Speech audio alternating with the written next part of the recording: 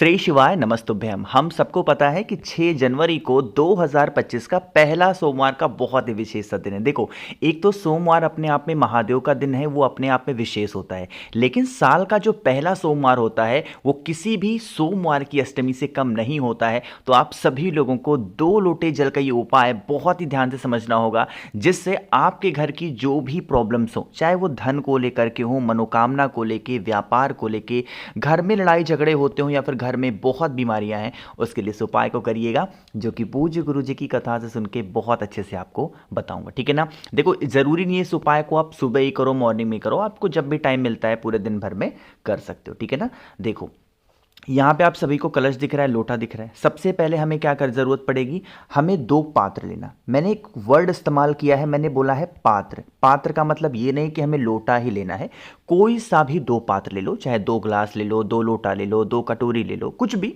मतलब 2 लेना। ठीक है ना।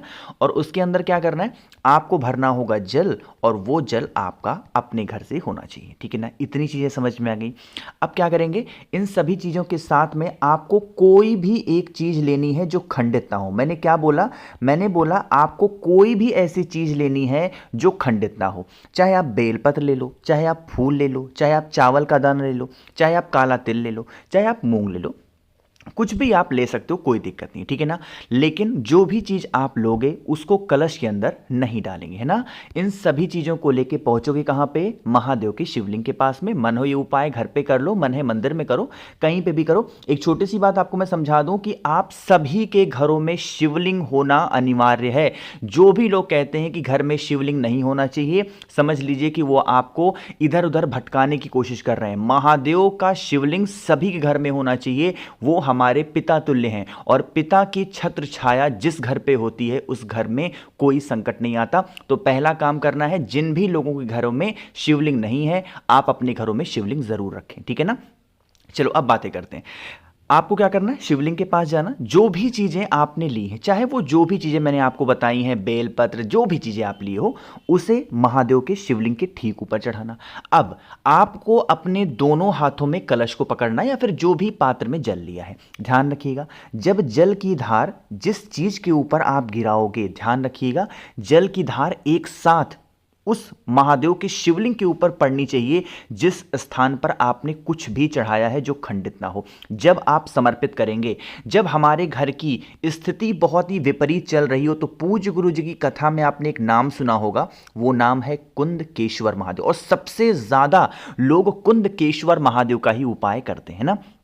तो आपको 2 पात्र से जल उसी चीज के ऊपर समर्पित करना है। यही जल बहता हुआ जलाधारी से नीचे गिरेगा, जल को रोक लेना और इस जल का छिड़काव अपने पूरे घर में कर देना, जिससे आपके घर में जिस कारण से कष्ट बहुत ज्यादा चल रहे हैं, वो कष्ट की समस्या खत्म जरूर हो जाए। ठीक है ना। तो करके देखिएगा, बहुत ही प्यारा सा स्पेशल सा उपाय था, आपको जरूर करना चाहिए। तो पहला उपाय आपको समझ में आ गया है। आगे बढ़ते हैं, जो सोमवार के दिन करने वाले सबसे फेमस बहुत ही प्यारा सा उपाय, और यह उपाय भी हमें कुंदकेश्वर महादेव के नाम से ही करना है। सबसे पहले समझ लेते हैं इस दूसरे उपाय के बेनिफिट क्या है।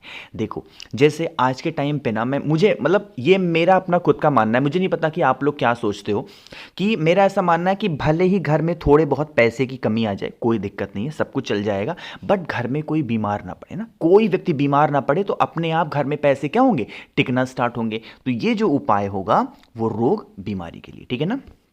इसके लिए हमें जरूरत पड़ेगी शमी के पत्ते की। हाँ, एक छोटा सा, जैसे शमी का पौधा मैंने देखा तो मुझे एक सवाल याद आ गया।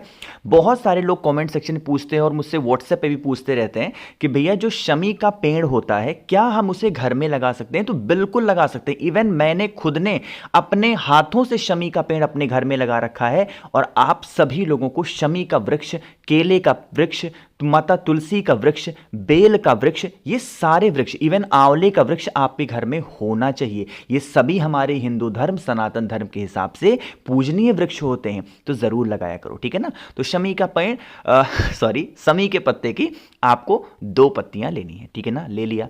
अब शमी के पत्ती के साथ में हमें सबसे जरूरी चीज लेनी है बेलपत्र, और बेलपत्र भी कितनी लोगे, 2 बेलपत्र। ठीक है ना। अब क्या करेंगे, इन सभी चीजों को साथ में पहुंच जाओगे सीधा महादेव के शिवलिंग के पास में। थोड़ा सा तरीका समझेंगे। पहले हमें समर्पित करना है क्या, शमी का पत्र। अब जल तो हम चढ़ाएंगे कुंदकेश्वर महादेव के नाम से, लेकिन जो शमी का पत्ता हम चढ़ाएंगे वो एक नाम यहां पे मैं लिखने जा रहा हूं, वो नाम होगा महादेव का अवधूत रूप। कौन सा रूप?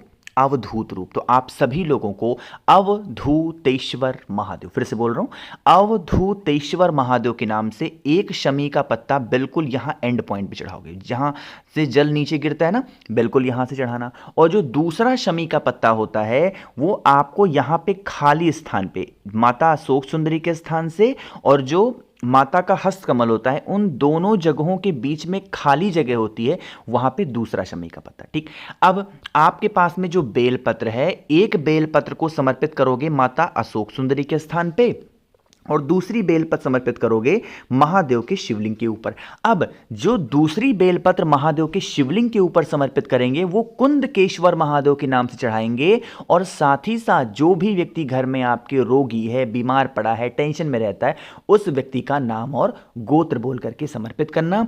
और उसके बाद में फिर आपको एक लोटा शुद्ध जल तांबे के लोटे से कुंदकेश्वर महादेव के नाम से मात्र समर्पित कर देने से आपके घर का जो भी व्यक्ति बीमार पड़ा है, उसकी बीमारी ठीक नहीं हो पा रही है, तो बीमारी जरूर ठीक हो जाएगी। ठीक है ना, समझ में आई क्या बात आपको मेरी? तो दो उपाय आपको समझ में आ गए हैं। आगे बढ़ते हैं इस वीडियो के हम लोग अपने तीसरे उपाय की तरफ, जो कि आपको करना होगा शहद के साथ में। लेकिन क्या फायदे हैं, कैसे करना है, इसकी बातें हम तब करेंगे जब आप सभी लोग करेंगे वीडियो को लाइक। और मेरे जितने भी भाई बहन आवाज़ आज मेरी पहली बार सुन रहे हैं, चैनल को ज़रूर सब्सक्राइब करेंगे। और हाँ, ऑफर तो चल ही रहा है, तो आज रात 12 बजे तक जो लोग इस वीडियो को देख रहे हैं मुझे मैसेज कर सकते हैं 9005643345, ये मेरा व्हाट्सएप नंबर है। जल्दी से मैसेज करिएगा रात 12 बजे तक अगर आपको ऑफर का लाभ उठाना है।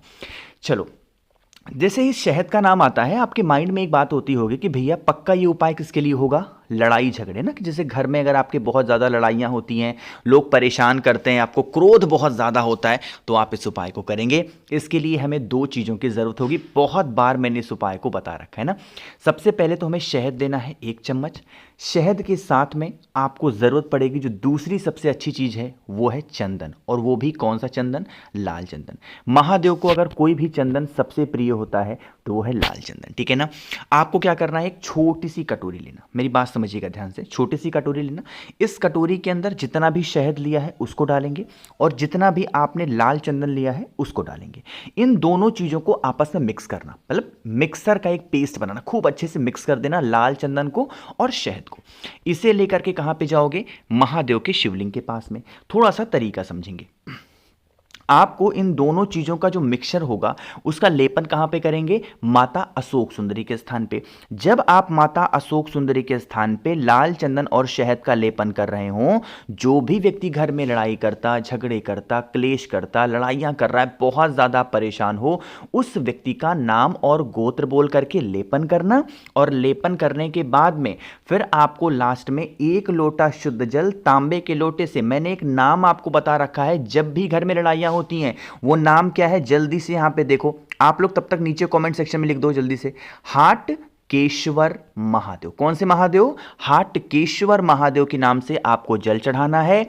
यही जल बहता हुआ जलाधारी से नीचे गिरेगा। इस जल को रोक करके अपने पूरे घर में छिड़काव करेंगे कुंदकेश्वर महादेव। फिर से बोल रहा हूं, जल चढ़ाओगे हाटकेश्वर महादेव के नाम से, और जब उस जल को रोक करके घर ले जाओगे तो किसके नाम से छींटोगे जल को? कुंदकेश्वर महादेव। बातें समझ में आई क्या? तो करिएगा जरूर।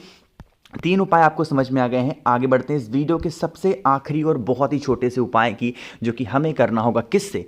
इस तरीके से, काले तिल के साथ में। काले तिल का ये उपाय करना है हमें अपने घर के अपने प्रॉब्लम्स को खत्म करने के लिए, चाहे वो कष्ट के रूप में हो सकता है, धन प्राप्ति हो, व्यापार में प्रॉब्लम चल रही हो, किसी भी प्रकार का हो, करिएगा।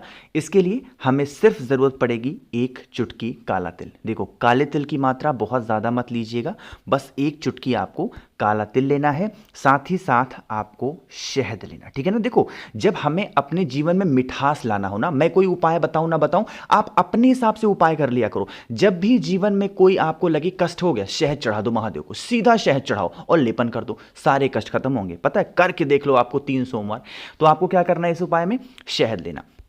फिर शहद को लेकर के सबसे पहला काम करेंगे, उस शहद का लेपन कहीं और नहीं करेंगे, सीधा महादेव के शिवलिंग के ऊपर लेपन करना, और लेपन करने के बाद में वही कुंदकेश्वर महादेव के नाम से जो काला तिल है शहद के ऊपर समर्पित करके, और फिर आपको एक लोटा जल कुंदकेश्वर महादेव के नाम से अगर आप चढ़ाते हैं तो आपके घर की जो प्रॉब्लम्स होंगी, समस्याएं होंगी, आप इस सोमवार को करके देखिएगा, आपको बहुत फायदा मिलेगा। मैंने अभी आपको बताया जो साल का पहला सोमवार होता है वो किसी भी सोमवार की अष्टमी से कम नहीं होता है, तो भूलिएगा नहीं, करिएगा ज़रूर, ठीक है ना। तो मैंने कोशिश की आप सभी को हर एक बातों को अच्छा समझाने की। वीडियो पसंद आई हो तो लाइक करिएगा, कुछ पूछना है, नहीं समझ में आया तो नीचे कमेंट सेक्शन में पूछ सकते हैं। और मेरे जितने भी भाई बहन आवाज़ आज मेरी पहली बार सुन रहे हैं, चैनल को ज़रूर सब्सक्राइब करेंगे। श्री शिवाय, नमस्तुभ्यम।